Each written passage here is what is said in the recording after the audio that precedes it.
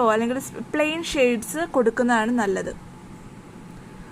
ഞാൻ gel eyeliner ഉപയോഗിച്ച് ഒരു സ്മഡ്ജ് ബ്രഷ് വെച്ചിട്ട് ഒന്ന് സ്മഡ്ജ് ചെയ്ത് കൊടുക്കുകയാണ്. മെയ്ബലിൻ്റെ ജെൽ ഐലൈനറാണ് യൂസ് ചെയ്യുന്നത്.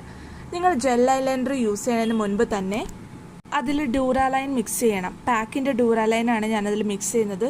കാരണം ഇത് ഓൾറെഡി നല്ല ഡ്രൈ ആയിട്ട് വരുന്നൊരു പ്രൊഡക്റ്റാണ്. അപ്പോൾ നമുക്ക് നന്നായിട്ട് വർക്ക് ചെയ്യണമെങ്കിൽ അത് ഡ്യൂറാലൈനായിട്ട് മിക്സ് ചെയ്ത് ഒന്ന് ക്രീമി ആക്കിയിട്ടാണ് അപ്ലൈ ചെയ്യേണ്ടത് കേട്ടോ.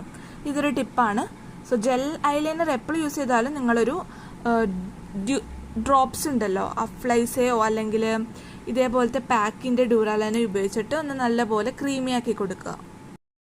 ഓക്കെ, ഇനി നമുക്ക് ലാഷ് വെക്കാം. ലാഷ് വെക്കുന്നതിന് മുമ്പ് ഞാൻ എൻ്റെ ഐലാഷസ് ഇങ്ങനെ കേൾ ചെയ്ത് കൊടുക്കാറുണ്ട്. അല്ലെങ്കിൽ ചിലവരുടെ ലാഷസ് താഴോട്ടായിരിക്കുള്ളൂ. സോ നമ്മൾ ഇങ്ങനെ ഒന്ന് ബെൻഡ് ചെയ്ത് കൊടുക്കുകയാണെങ്കിൽ മറ്റേ ഫേക്ക് ലാഷ് വെക്കുമല്ലോ അതിൻ്റെ കൂടെ മിക്സ് ആയി പൊക്കോളും.